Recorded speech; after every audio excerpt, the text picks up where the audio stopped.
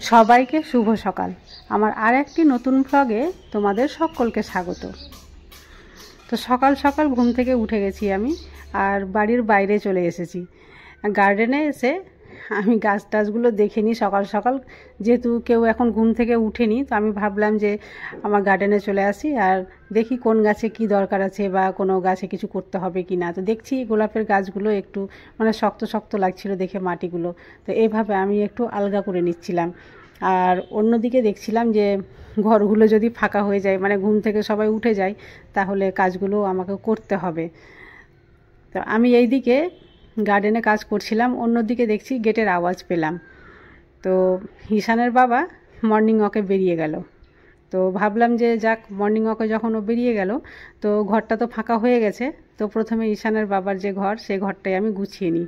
এই যে দেখো, মশারি থেকে বের হয়ে ও কিন্তু চলে গেছে মর্নিং ওয়াকে, এইভাবে ফেলে দিয়ে।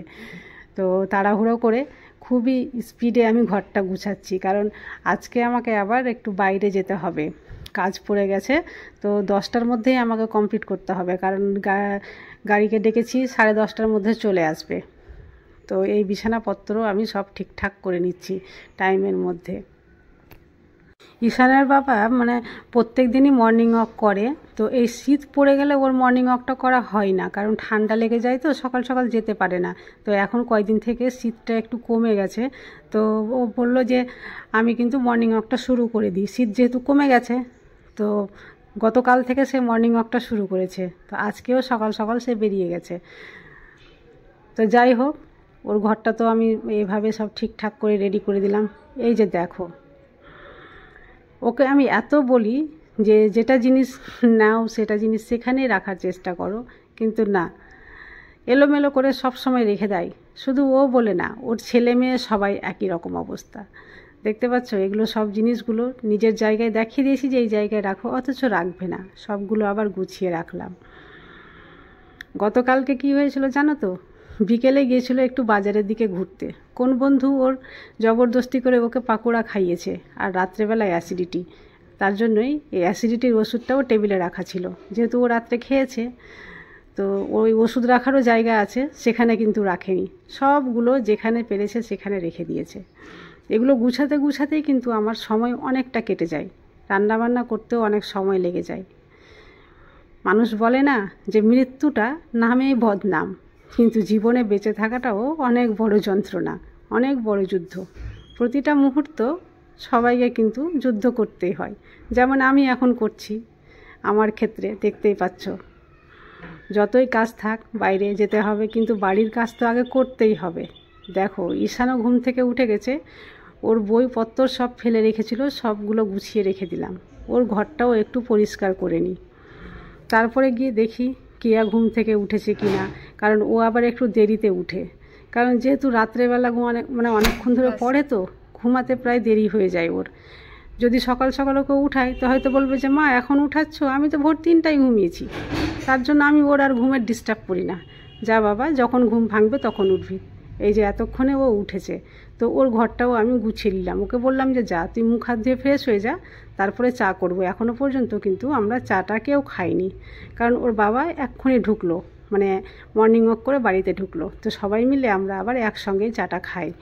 তো বললাম যে তোর বাবাও এখন ঢুকলো, আর তুইও উঠে গিয়ে মুখটা ধুয়ে নে, আমারও বেড গোছানো হয়ে যাচ্ছে, তো চল একসঙ্গে সবাই মিলে চাটা এবার সেরে ফেলি। চা করব কি করে?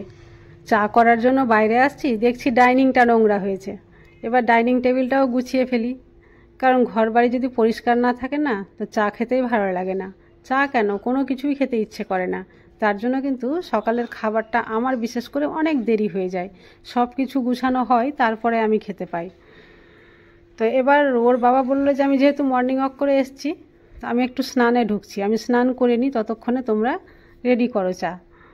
তো আমি ভাবলাম যে ও তো স্নানে ঢুকেছে, তো এই ফাঁকে আমি ঝাঁটাটাও দিয়ে দিই, কারণ ঝাঁটা দিতে বেশিক্ষণ সময় লাগবে না, একটু ঝাঁটাটা দিয়ে দিই, তারপরে চা করব। তো ঝাঁটা দেওয়া কমপ্লিট। এবার দেখো চা বসিয়েছি। চা কিন্তু আবার এক রকম হবে না, 2 রকম চা হবে। প্রথমে লাল চা চাপালাম, লাল চাটা ওর বাবার জন্য। তোমরা তো জানো যে আমিও লাল চা খাই, কিন্তু প্রতিদিনে পুরনো অভ্যাস আর কি, দুধ চা খাওয়া এত সহজে কি ছুটবে? ডাক্তার যেহেতু নিষেধ করেছে তাই এখন লাল চা খাচ্ছি, কিন্তু আগে আমার কোনো দিনই লাল চা মুখে ঢুকতো না। তো আজকে যতই হোক না কেন আমি লাল চা আর খাবো না। আজকে দুধ চা খেতে আমার ইচ্ছে করেছে, তো আমি দুধ চা খাবোই যা হোক। তো 1 কাপই লাল চা করলাম ওর বাবার জন্য। আর তারপরে এখানে আমি চাপিয়েছি 2 কাপ আর কি দুধ চা। ঈশান কিন্তু চা খাবে না বলল, তাই 2 কাপ এখানে দুধ চা করছি আমার আর কেয়ার জন্য। দেখা যাক ঈশান কি খায়, যদি হরলিক্স খায় তো হরলিক্সটা করে দেব, আর না হলে চা খেলে না হলে একটু চা আমার কাপ থেকেই ঢেলে দিয়ে দিব, কারণ ও আবার চা পছন্দ করে না। কাপে চা নিয়ে নেয় আর বিস্কিটটা ভিজিয়ে খেয়ে আর চাগুলো সব নষ্ট করে দেয়। দুধের চা আর নষ্ট করে, গায়ে লাগবে না বলো? তো 2 কাপই করলাম, আমি আর কি খাচ্ছি, আর ওকে বলছি তুই কি চা খাবি তো বল, আমার কাপ থেকে নিয়ে নে। দেখো সকালের ব্রেকফাস্টের জন্য আজকে ডাল পুরি হবে। তো ডাল পুরিটা একটু তোমাদের সঙ্গে শেয়ার করি আর কি, তার জন্য ভিডিওটা শুট করছি। তো এখানে ডাল বেটে নিয়েছি, সব কিছু মশলাও দেওয়া হয়ে গেছে, আর এই যে আটা নিয়ে নিয়েছি, মাখিয়ে রেখেছিলাম আগে। এই যে দেখো সুন্দর বাটি তৈরি হয়ে গেছে একটা, আর বাটিতে এই যে দিয়ে দিলাম ডাল। আজকে ডাল পুরি করছি। তো করার আগে কিনা আমাদের বাড়িতে ভোটিং হয়েছিল, আমরা যেহেতু 4টা মেম্বার, তো দেখছি যে 50-50 হয়ে গেল। 2 জন ডাল পুরি খাবে আর 2 জন খাবে আলু দিয়ে। তো বললাম যে দেখ তোরা তো আলু দিয়ে খাস, আমি আর ঈশানের বাবা আমরা ডাল পুরি খাই, আর ঈশান আর কেয়া ওরা খাবে আলু পুরি।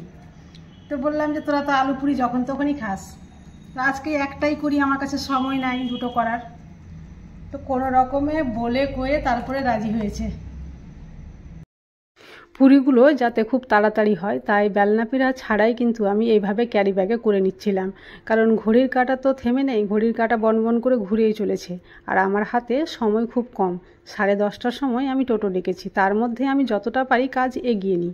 কমসে কম ব্রেকফাস্টটা তো খেয়ে যাব, ব্রেকফাস্ট তো কারোই খাওয়া হয়নি। তো পুরিগুলো ভেজে আমরা খেয়ে নিয়েছিলাম, আর খাওয়ার পরে আবার দুপুরের জন্য রান্নার রেডি করতে লেগে গিয়েছিলাম। অন্যদিকে ঈশানের বাবা কিন্তু বাজার গেছে, আমি বাজারের অপেক্ষাই করিনি, হাতের কাছে যা ছিল আমি রান্না বসিয়ে দিয়েছি। একদিকে ডাল, একদিকে ভাত। ডাল ভাত হওয়ার পরে আবার একদিকে ফুলকপির ভাজাও করে নিয়েছি, আর হাতের কাছে সিম ছিল। তোমরা তো জানো সেই দিন গাছের সিম ভেঙেছিলাম, সবগুলো তো শেষ করতে পারিনি, কিছুটা ছিলই, তো সে সিমও আমি কিন্তু বেছে নিলাম। তো ভাবছি যে সিম মনে হয় আর রান্না করা হবে না, কারণ এদিকে সময়ও হয়ে গেছে, আবার রেডি হতে হবে স্নান করে। তো যতটা পারি কাজটা এগিয়ে দিই, কমসে কম ভাত ডাল আর সিম ফুলকপির ভাজা তো হয়ে গেছে, বাজার থেকে আসুক, ও তো মাছ ছাড়া আসবেই না, মাছ তো নিয়ে আসবেই, মাছ ছাড়া তো ভাত খাই না। তো দেখি কি নিয়ে আসছে, ততক্ষণে আমি এই কাজগুলো এগিয়ে রাখি। এই যে এতক্ষণে ঈশানের বাবাও চলে এসেছে, ব্যাগ ভর্তি অনেক কিছু আছে, কিন্তু আজকে রান্না করার মতো শুধু মাছই ছিল। তো মাছ রান্না করার তো আর সময় ছিল না, রেডিও হতে হবে, তো মাছটা আমি ফ্রিজে রেখে দিলাম, এসেই না হলে রান্না করব।